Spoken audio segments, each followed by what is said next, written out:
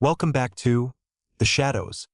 Before we uncover tonight's archived file, make sure to subscribe and turn on notifications so you never get lost in the dark.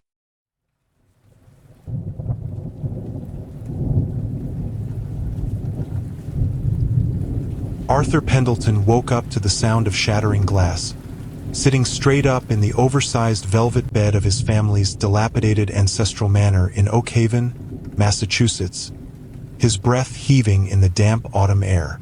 The massive antique floor-length mirror standing against the opposite wall reflected a bedroom completely empty of movement. Yet the jagged fracture line splitting its glass center was brand new, smelling faintly of stagnant rainwater and ozone. Arthur scrambled out of bed, his bare feet hitting the freezing hardwood floor as he demanded to know who was in the room. But the echoing silence of the abandoned estate offered no reply. When he cautiously approached the heavy oak-framed mirror to inspect the damage, his heart slammed violently against his ribs. His own reflection did not blink, did not breathe, and did not mimic his terrified posture. Instead, it stared back with a vacant, bloody smirk while slowly raising a hand to touch a throat that Arthur had not yet injured in reality. Arthur had inherited Pendleton Manor following the sudden, unexplained disappearance of his uncle, a reclusive historian who had spent his final decades obsessively restoring the estate's antique furnishings. For the past 6 months, Arthur had lived alone in the cavernous, drafty house, struggling to manage the crushing weight of the family's crumbling estate while enduring chronic insomnia and worsening paranoia. The massive Victorian mirror in the master bedroom had been his uncle's prized possession, salvaged from a 17th-century merchant ship that had wrecked off the cold New England coast. Arthur had initially dismissed the mirror as a mere antique oddity, paying little attention to the heavy silver-gilt carvings framing its polished glass surface. But ever since the autumn equinox 3 days ago, the glass had stopped behaving like a simple reflector of light. It transformed into a silent, independent viewport that seemed to operate on a completely different, unnatural temporal plane.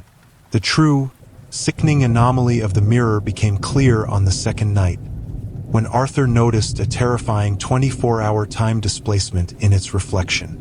While examining a stubborn water stain on his antique desk during the late evening, he glanced up at the glass and froze in utter terror. The room inside the mirror was not his current bedroom at midnight. It displayed the exact same furniture under the harsh, golden glare of midday sunlight, showing the window curtains violently thrashing in an autumn gale that Arthur knew had stopped hours ago. More chillingly, the reflection of his own body inside the glass was not standing idly by the desk. It was huddled frantically beneath the velvet bed covers, its face bruised and bleeding, frantically clawing at the wooden floorboards as though trying to escape an invisible intruder locked inside the room with it.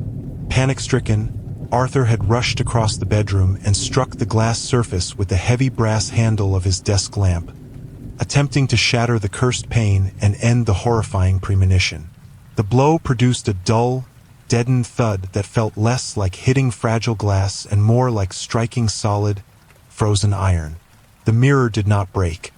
Instead, the impact caused the reflection's bruised face to suddenly snap its head upward, locking its terrified eyes directly onto Arthur standing in the real bedroom. From deep within the silvered glass, a muffled, garbled scream echoed outward, sounding as though it had traveled through miles of dense water before reaching his ears. By the fourth night, Arthur realized that his desperate attempt to break the glass had only accelerated the temporal collapse. The mirror's reflection was no longer living 24 hours ahead of him. The gap had narrowed to 12 hours, then 6, and now, as he stood trembling before the cracked frame at 3:15 a.m., the reflection was moving in real time, executing deliberate, hostile actions that Arthur had not yet initiated in the physical room. He watched in paralyzed horror as his mirrored counterpart picked up a rusted iron fireplace poker from the floor, turned toward the glass boundary, and began striking the inner surface with calculated, rhythmic fury. Arthur backed away from the heavy oak-framed mirror, his hands trembling as he gripped the edge of the mattress to steady himself against the overwhelming dizziness washing over his mind. The mirrored version of himself struck the glass from the inside with a wet, heavy thud.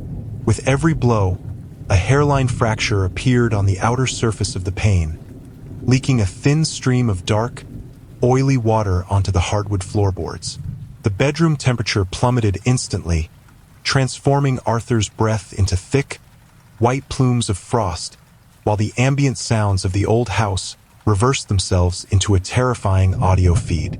The creak of floor joists, the hovels of distant owls, and the hiss of the bedroom radiator sounded like demonic chanting played in reverse.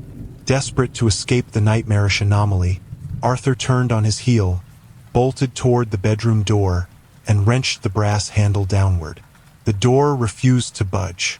The heavy oak panels were jammed tight within the frame, swollen shut by an invisible, immense pressure that felt as though the entire weight of the manor's upper floors was bearing down upon the latch. He threw his shoulder against the wood twice, crying out in frustration, but the door remained immovable, fused as if forged into the stone wall. Turning back toward the room, Arthur saw that the reflection had stopped striking the glass. The mirrored version of Arthur stood calmly inside the unblemished interior of the glass, resting the iron poker against its shoulder and offering a slow, deliberate nod. The most terrifying realization struck Arthur not from the locked door, but from the spatial geometry of the bedroom itself.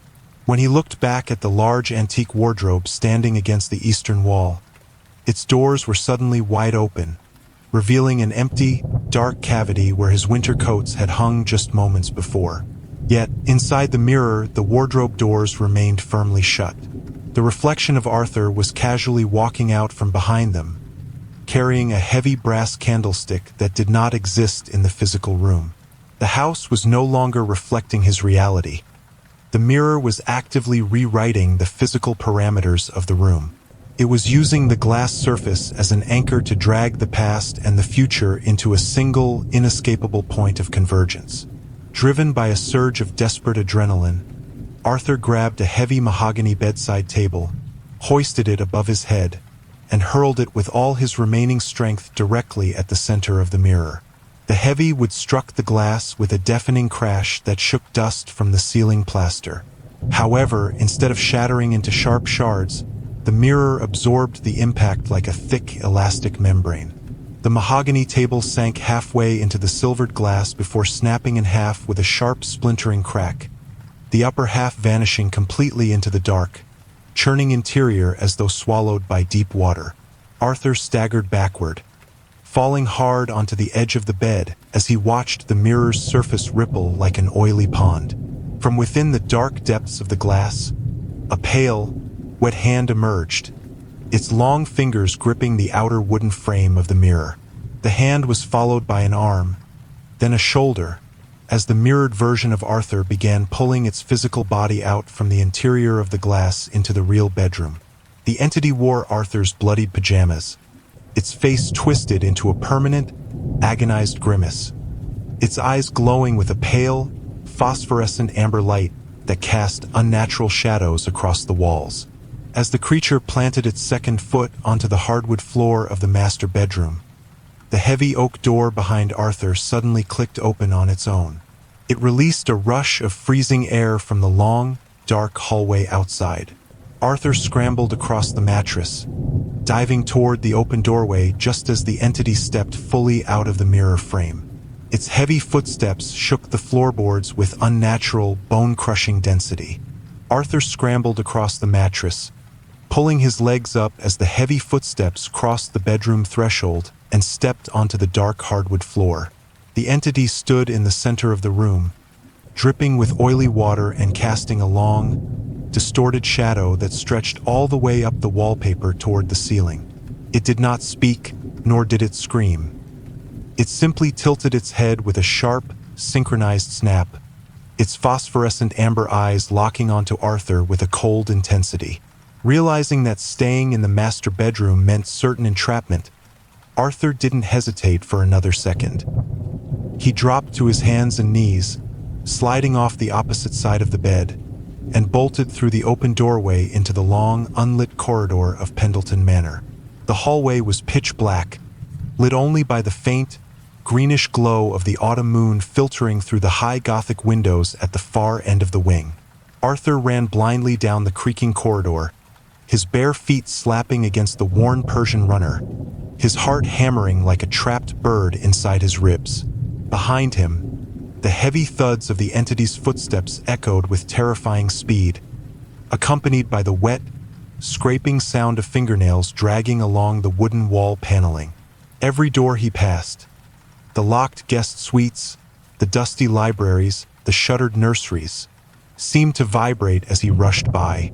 It felt as though the very structure of the ancient manor was reacting to the dimensional tear unfolding within its walls. He reached the grand staircase at the center of the landing, grabbing the polished mahogany banister to swing himself around the curving landing. As he looked down into the dark, cavernous foyer below, a sudden wave of severe vertigo struck him. The ground floor of the manor was no longer an empty entrance hall. Through the gloom, Arthur could see dozens of antique mirrors lining the lower walls. Every single one of them was glowing with the same pale amber luminescence. Inside each glass surface, different versions of his own reflection were moving, banging on the inner panes and screaming silently into the dark as they tried to claw their way upward. Arthur descended the grand staircase 2 steps at a time, but halfway down, the air grew violently cold, dropping his body temperature instantly. Standing at the foot of the stairs, blocking the main exit toward the heavy front door, was a second entity, identical to the one that had emerged from his bedroom mirror. It stood with its arms resting naturally at its sides, its face smeared with dark, oily soot, its amber eyes glowing through the gloom. Arthur slammed to a halt, gripping the banister so tightly his knuckles turned white. He was trapped between the pursuing entity behind him on the landing and the identical mimic blocking his only escape route to the outside world. Trapped midway down the grand staircase, Arthur spun around to retrace his steps, but the entity from the master bedroom had already reached the top landing, cutting off any return to the upper floors. The 2 mirrored mimics stood silently at opposite ends of the dark hallway and staircase, their synchronized breathing sounding like the low, heavy grinding of subterranean stone. Desperate for any shelter, Arthur lunged to his right, shoving open an unlocked mahogany door that led into his late uncle's private study and ancestral archive. He tumbled inside across the thick wool rug, slamming the heavy wooden door shut behind him and throwing the rusted iron deadbolt into place just as a massive, bone-crushing impact slammed against the exterior panels.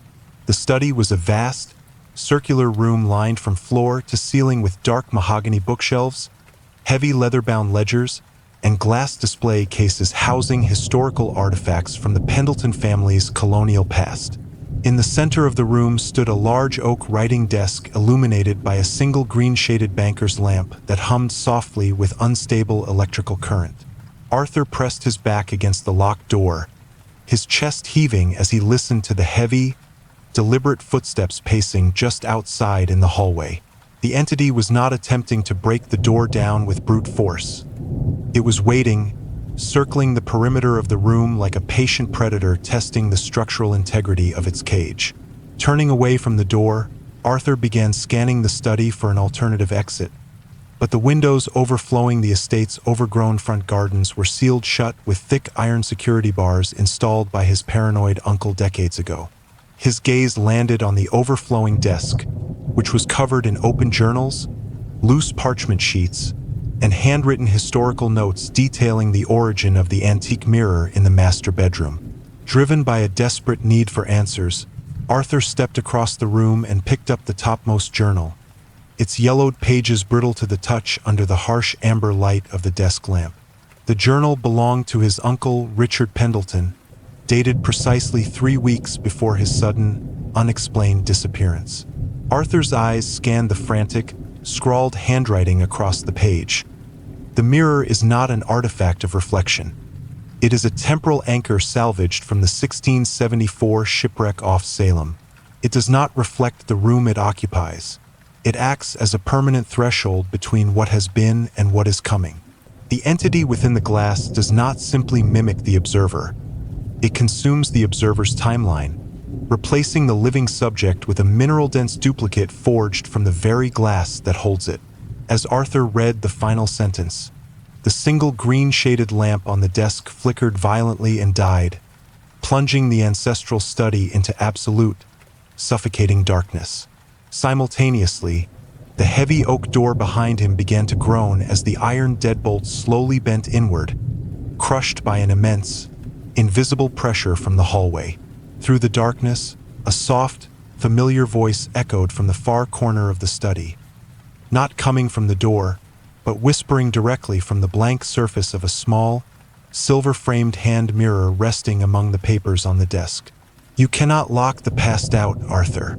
The reflection is already inside the room." Arthur stumbled backward against the mahogany writing desk as the hand mirror on the tabletop suddenly fractured from within. It sprayed fine crystal dust across the scattered historical ledgers, filling the suffocating air with the sharp scent of ozone. Through the darkness of the ancestral study, the heavy oak door groaned under immense pressure. The iron deadbolt snapped entirely out of its frame, crashing inward against the wall with a deafening, metallic thud. Stepping across the threshold into the room was the entity, its phosphorescent amber eyes burning through the gloom. It cast a cold, flickering light across the towering bookshelves, illuminating the ancient volumes resting in the shadows. Arthur grabbed a heavy brass paperweight from the desk, raising it defensively as his knuckles turned white with strain. However, the air in the room grew instantly thick and unbreathable, pinning his arms to his sides as though he were trapped beneath deep water. The entity did not rush forward or attack with physical violence. It glided smoothly across the worn Persian rug. Its footsteps were completely silent, leaving a thin trail of dark, oily condensation in its wake on the floorboards. As it closed the distance between them, Arthur saw that its face was no longer a simple reflection of his own features. The skin was shifting and hardening into a translucent, reflective membrane. It mirrored not the study, but the grim, drowned interior of the 1674 shipwreck off the cold Salem coast. The entity raised a pale, elongated hand, pointing a single finger directly at Arthur's chest. It whispered a name that Arthur had never told anyone, the name of his late grandfather, who had vanished within the very same manner 50 years prior. "The mirror does not hold reflections, Arthur," the entity echoed, its voice sounding like grinding glass and rushing ocean waves. "It holds debt. Every Pendleton who has walked these halls has tried to lock the past behind closed doors, leaving the future to rot in the silvered dark. You cannot smash the glass, because you are the glass."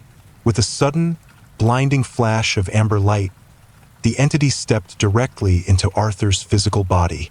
The sensation was not one of physical pain, but of absolute, bone-chilling cold.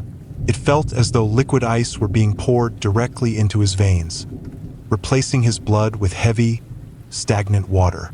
Arthur gasped, his eyes widening in paralyzed horror as his hands turned pale and translucent. His reflection in the broken hand mirror on the desk finally vanished completely as the temporal loop locked into place. The autumn storm outside Pendleton Manor raged with unbridled fury, driving sheets of rain against the tall Gothic windows. Absolute silence settled over the ancestral study as the echoes of the temporal collapse slowly faded into the dark. Arthur Pendleton stood completely motionless in the center of the room, his posture unnaturally rigid, his breathing imperceptible. The pale amber glow in his eyes had faded into a cold, dull silver, matching the polished surface of the mirror upstairs. He walked slowly toward the study door, his footsteps leaving wet, dark footprints across the worn Persian rug. He stepped out into the long, unlit hallway of the estate, moving with cold, mechanical precision. The manor was once again quiet, the strange temporal anomalies subsiding into an eerie, suspended calm. On the grand staircase landing, the two mirrored mimics were gone from sight. Their physical forms had successfully converged into a single, permanent vessel now inhabiting Arthur's living flesh. He descended the stairs, pausing briefly in the moonlit foyer to gaze into the dozens of antique mirrors lining the walls. Inside each glass pane, the frantic, trapped reflections had finally stopped screaming into the silvered dark. They stood quietly, watching him with calm, vacant expressions as he approached the heavy oak front door of the estate. Arthur turned the rusted iron handle, pulling the heavy door open to reveal the dark, rain-soaked gardens of Oakhaven. He stepped out onto the cold stone porch, breathing in the damp, ozone-heavy night air into his chest. His mind was completely erased of his past, his ancestral name, and the crushing weight of his former grief. He was no longer the struggling restorer of a crumbling estate. He was the new anchor, standing guard at the threshold of the manor, waiting patiently for the next unwary traveler. Back inside the master bedroom upstairs, the cracked frame of the large Victorian mirror hummed softly in the dark. The jagged fracture line across its center slowly mended itself, sealing away the turbulent, drowned waters of the past. It left the glass polished, pristine, and ready to reflect the next fleeting moment of the physical world below. Ghazal adjusted the vintage vacuum tube microphone inside the soundproofed booth of the Fear the Shadow studio. His eyes remained focused on the decaying parchment documents spread across the dark wooden desk in front of him. The air inside the booth was cool and crisp, filled with the faint, comforting scent of old paper and roasted coffee beans. Outside the heavy double-paned window, the steady, rhythmic patter of an autumn rainstorm drummed ceaselessly against the glass. He tapped the edge of the manuscript recovered from the lower vaults of Pendleton Manor, letting out a slow, deliberate breath. He leaned toward the microphone to address the silent night audience waiting on the other side of the transmission. The documentation provided by the Regional Historical Society in Oakhaven confirmed that Arthur Pendleton's disappearance in 2026 was not isolated. It mirrored 3 identical missing persons files spanning back nearly a century into the town's dark, forgotten history. Every single case involved the same antique Victorian mirror salvaged from the 1674 Salem shipwreck off the stormy coast.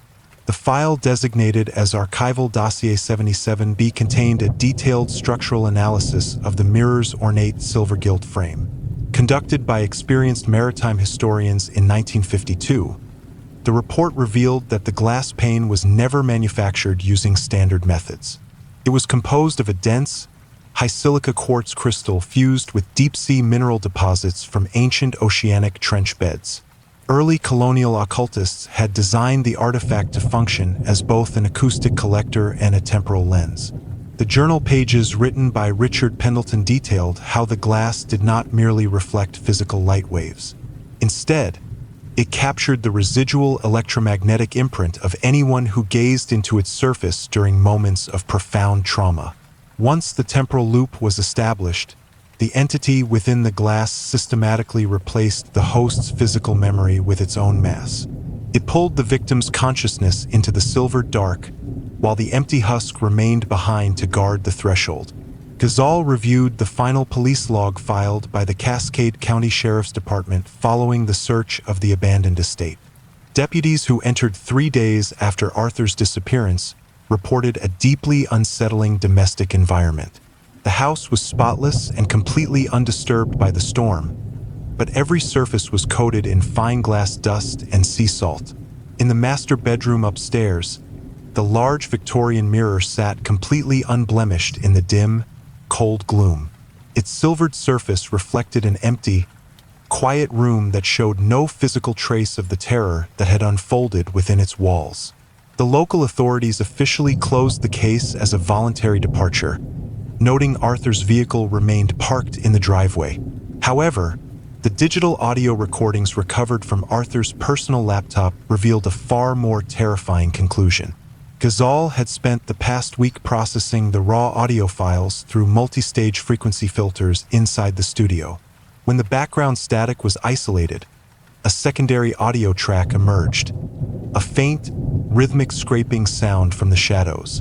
Dozens of muffled, overlapping voices whispered in unison from deep beneath the hardwood floorboards of the ancestral manor. They were reciting 17th century maritime navigational coordinates off the coast of Salem, where the vessel had sunk. Ghazal saved the audio file to the server, knowing the recording would serve as the anchor for tonight's broadcast. As the rain outside intensified, Ghazal engaged the offline broadcast toggle to route the narration through encrypted channels. The red recording light steadying into a solid crimson glow that cast long shadows across the historical dossiers on his desk. Ghazal's voice filled the soundproofed studio, steady, measured, and rich with the quiet gravity of a researcher delivering a final, unalterable truth. He leaned slightly closer to the vintage vacuum tube microphone, his fingers resting on the smooth oak surface of the desk.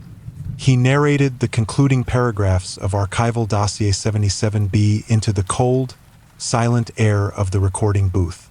The listeners tuning in to fear the shadows across the late-night airwaves were not merely hearing a ghost story. They were receiving a classified transmission extracted from the very depths of the digital archive. It was a recorded warning left behind by those who had dared to peer too closely into the silver dark of the Oakhaven mirror. The broadcast parameters were locked, the sleep horror audio profile calibrated with a steady background rain loop. A low-frequency drone vibrated through the room, designed to lull the listener into a state of deep, vulnerable relaxation. The documentation compiled within the dossier made one crucial point abundantly clear. The mirror was never a passive object waiting to be discovered. It was an active, predatory architecture designed to locate and entrap minds weakened by solitude, grief, or inherited trauma. Arthur Pendleton had not stumbled into the curse by accident.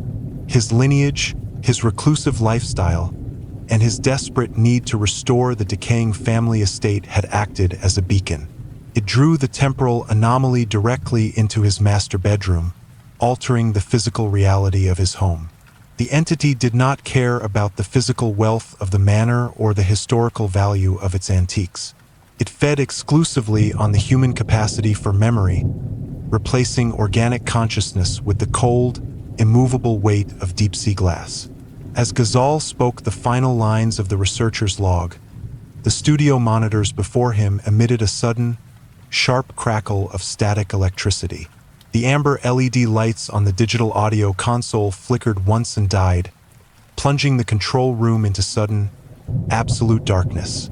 Only the steady red glow of the master recording indicator remained lit in the pitch-black room. The steady patter of the autumn rain outside the double-paned window stopped instantly. It was replaced by a deep, resonant silence that felt unnaturally heavy, as though the air in the room had turned to solid lead. From the dark corner of the studio behind his chair, a faint, metallic scraping sound began. It was the sound of fingernails dragging slowly along the wooden wall paneling toward him. Ghazal did not turn around, nor did he break the rhythm of his final sign-off. He knew the rules of the archive. He knew that once a threshold was named and recorded, the listener and the narrator became part of the frequency loop. He closed the master audio session, saving the file to the encrypted server with a quiet click of his mouse. In the pitch-black reflection of the recording studio's window pane, his own face remained still, unblinking, and entirely detached. Behind him, a tall, shadowy silhouette stepped softly out of the darkness. Its pale amber eyes glowed with the cold, hungry light of the Victorian glass. Ghazal adjusted the vintage vacuum tube compressor dial on his master console, watching the glowing analog VU meters pulse with light. They glowed with the warm, amber light of the studio monitors, casting subtle reflections across the dark equipment panels. The rain outside had settled into a steady, rhythmic hiss against the double-paned windows, providing a natural acoustic blanket. It wrapped around the midnight recording session of Fear the Shadows like a protective layer against the cold night world outside. On the dark oak desk before him lay the complete documentation of Archival Dossier 77B, its yellowed parchment pages held open. Small lead paperweights rested on the edges of the brittle paper, preventing them from curling under the cool studio air. He leaned into the large diaphragm studio microphone, his voice dropping into that deep, measured cadence that millions recognized instantly. Across the night shift airwaves, his voice framed every dark narrative not as a ghost story, but as a recovered fragment of history. It was pulled directly from the hidden ledgers of the world, documented with meticulous care and unyielding scientific precision. The dossier had required months of cross-referencing with regional probate courts, maritime registries, and oral history archives. The pattern was unmistakable. The Victorian mirror in Pendleton Manor was not an isolated artifact of simple personal vanity. It was a self-sustaining temporal anchor designed to harvest human memory and trap living consciousness within its silver dark. Every individual who had inherited the estate over the past 3 centuries had experienced the exact same psychological erosion. The glass captured the subject's cognitive map, replacing their living consciousness with the cold, dense mineral mass of deep-sea quartz. It left behind an empty, hollow vessel bound forever to the silver dark of the heavy wooden frame. Ghazal turned the heavy brass page of the final case file, his eyes scanning the transcribed field notes recorded by county deputies. They had searched the manor following Arthur's disappearance, noting an eerie absence of personal effects in the bedroom, save for the massive antique mirror, which sat completely clean and unblemished, reflecting an empty, silent room in the dark. Yet, when the audio forensic team isolated the background static from Arthur's final voicemail message, they heard distinct sound. 72 human voices whispered nautical coordinates in unison, locked into a continuous, unbroken audio loop that repeated.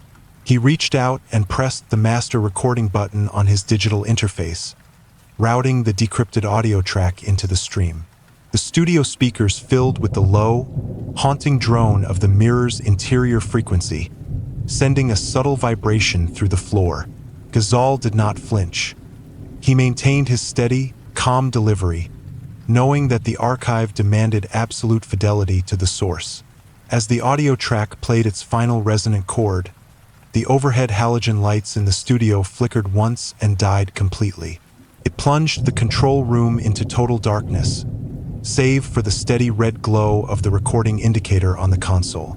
The rhythmic hiss of the rain outside stopped abruptly, replaced by a profound, suffocating silence that made the air heavy. From the dark corner of the soundproof booth, just beyond the reach of the desk lamp, a wet, heavy footstep echoed softly. The entity stepped forward, its pale amber eyes glowing in the dark, completing the eternal convergence of the Oakhaven record. Ghazal remained entirely motionless in his ergonomic studio chair, his hands resting lightly on the polished wooden surface. He sat quietly as the heavy, wet footsteps drew closer from the darkened, shadows-draped corner of the recording booth. The red LED light of the master recording indicator was the only visible illumination remaining in the control room. It cast long, distorted shadows across the stacks of historical dossiers and a cold, metallic sheen over the microphone. He did not turn around to look behind him, nor did he reach for the studio intercom to summon the building manager. He understood the immutable laws of the archive he curated. Once a classified frequency was unsealed, it was eternal. Once broadcast across the open network, the physical distance between the investigator and the anomaly collapsed entirely. The footsteps stopped directly behind his chair, leaving the air in the room instantly glacial and completely stagnant. It turned his breath into faint, white plumes of frost that drifted upward toward the acoustic foam panels above. A hand, pale, translucent, and cold as river ice, descended slowly to rest upon the wooden armrest of his studio chair. The skin of the hand did not look like living human tissue. It possessed a smooth, synthetic, glassy sheen. Microscopic veins of dark mineral silt were visible beneath the surface like fine fractures in polished ocean quartz. From the shadows beside him, a soft, familiar voice spoke, not whispering directly in his ear, but resonating widely. It vibrated simultaneously from the studio monitors, the damp walls, and the silvered surface of the master console screen. "You have cataloged the names, Ghazal, but you cannot lock the door," the voice echoed through the dim room. It carried that strange, multi-layered acoustic timbre of ocean waves crashing ceaselessly against distant, unseen stones. Every listener who tunes into the broadcast tonight is already standing in the hallway of Pendleton Manor. The archive does not merely record the dark. It provides the vessel for it to cross over into the physical world.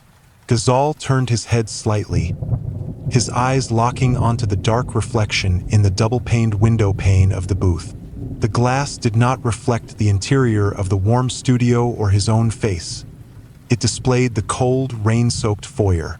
It showed the ancestral estate, lined from floor to ceiling with dozens of glowing, amber-tinted Victorian mirrors. Inside every single glass pane, dozens of pale, hollow faces were pressing their icy hands against the inner surface. They watched him with calm, vacant eyes as they waited patiently for the final broadcast transmission to conclude. Instead of panicking, Ghazal reached out with a steady hand and pressed the master transmission lever on his console. He locked the encrypted audio stream into a continuous, infinite loop across the Fear the Shadows network server. The red recording light flashed once, steadied into a brilliant crimson glare, and fused permanently into the circuitry. The heavy oak door of the recording booth slowly clicked open on its own, releasing a rush of freezing wind. Deep within the silvered glass, the shadowy silhouette stepped forward, raising a pale hand to touch his shoulder. Ghazal sat motionless in the center of the recording studio, the heavy wooden desk before him illuminated solely by light. It was illuminated by the warm, amber glow of the master console and the steady crimson LED of the recording indicator. The air in the room remained glacial, his breath drifting upward in faint white plumes toward the acoustic panels above. The translucent hand rested heavy and cold upon his shoulder, pinning him silently to the ergonomic studio chair. He did not attempt to shrug off the grip, nor did he reach for the studio telephone to call for building assistance. He was fully aware that the broadcast had already breached the physical perimeter of the soundproofed building entirely. The historical dossier on the desk had ceased to be mere paper. The ink of the 1674 Maritime Manifest was shifting. It was bleeding across the margins as the temporal anomaly merged the recording booth with Pendleton Manor. It connected the studio directly with the stone-lined corridors and dark, forgotten vaults of the ancient estate. From the studio monitors overhead, the low, resonant hum of the mirror's frequency intensified into a steady pitch. It vibrated with enough force to rattle the glass water pitcher resting on the wooden shelf across the room. The double-paned observation window no longer reflected the familiar interior of the soundproof recording booth. It had transformed entirely into a seamless pane of deep-sea quartz, dense and cold to the touch. It showed dozens of pale, hollow reflections pressing their hands against the glass from the dark other side. Ghazal's voice remained steady as he monitored the master VU meters, recognizing that the broadcast loop was complete. It had reached its final operational cycle across the network, locking the temporal parameters firmly into place. Every listener tuned into the late-night frequency across the network was no longer just a passive audience member.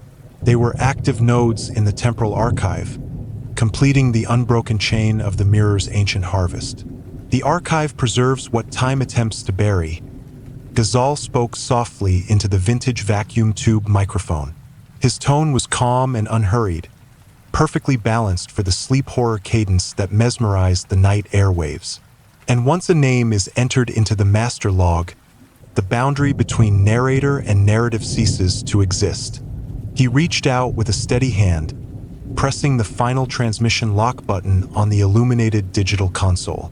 He sealed the encrypted audio stream into a permanent, unalterable broadcast loop that would echo across airwaves. It would circulate indefinitely through the digital archives, waiting for the next listener to tune into the dark. As the final telemetry data uploaded to the secure server, the studio power grid surged with a brilliant flash. It was followed instantly by absolute, pitch-black silence that wrapped around the control room like a shroud. The rhythmic hiss of the autumn rain outside stopped entirely, leaving the building suspended in unearthly stillness. In the darkness, the heavy oak door of the recording booth swung slowly open on its own in the quiet room. It released a rush of salt-heavy ocean air from the dark hallway, while the reflection stepped to the console. أهلا بك. لقد استلمت الفصل الثاني عشر, Chapter 12, The Permanent Archive. إليك تفصيل حساب عدد الحروف والشخصيات للنص الأصلي بدون العنوان، والتعديلات التي قمت بها لرفع الطول بأسلوب متوازن لتغطية سعة الدفعة ليصل بدقة متناهية إلى داخل النطاق المطلق المحدد بين 4500 و 5000 حرف بالضبط. 1. تفصيل العد الأصلي قبل التعديل. بدون احتساب عنوان الفصل Chapter 12, The Permanent Archive. عدد الأحرف, English letters plus numbers 2429. عدد علامات الترقيم, punctuation marks 36. عدد المسافات, spaces 381. عدد الأسطر بين الفقرات, line breaks 3. العدد الإجمالي الأصلي 2849 حرفاً. 2. الحالة تم التوسيع والتنسيق بأسطر فارغة مزدوجة. العدد الأصلي كان أقل من الحد الأدنى المطلوب ب 1651 حرفاً، فقمت بفرز الفقرات وتنسيق الأسطر وتوسيع الوصف الجوي والحالة النفسية وتوثيق الخاتمة بشكل طبيعي ودون إضافة أي أحداث أو شخصيات جديدة لضمان الوقوع المحكم داخل النطاق المطلق المحدد بين 4500 و 5000 حرف بالضبط. 3. النص النهائي الكامل, English. The studio lights never returned to the soundproofed booth of Fear the Shadows. By dawn, the autumn storm had cleared away, leaving the streets of Oakhaven bathed in a pale, amber morning light. The building manager, checking the facility following an automated system alert, unlocked the heavy oak door of the recording studio. He stepped inside, his boots echoing softly against the clean floor of the dark control room. The room was perfectly neat, untouched by any physical sign of struggle or disarray.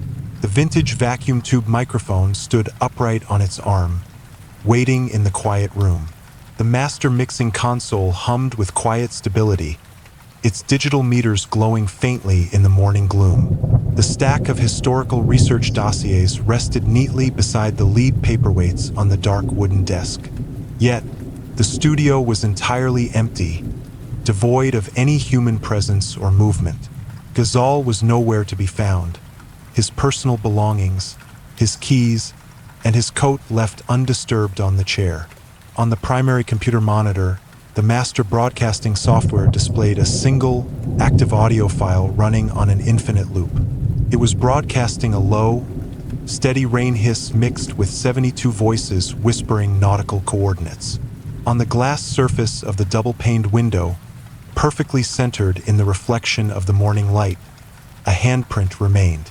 A faint, crystalline handprint stayed pressed against the pane, its delicate fracture lines glistening like polished quartz crystal. In the regional police files opened later that afternoon, the case was logged under Missing Persons Report 89X. The official log noted that no foul play was detected within the building or on the security cameras. The station's automated servers had continued transmitting scheduled sleep horror broadcasts throughout the entire night without interruption. But for the thousands of listeners who tuned in during the early hours of dawn, the experience was profoundly different. Those who fell asleep listening to the static-filled broadcast reported waking up with a strange, icy sensation in their veins. They felt the distinct, terrifying feeling of standing before a vast, silvered mirror in an empty, dark room. The antique Victorian mirror from Pendleton Manor was eventually recovered by historical preservationists 2 weeks later.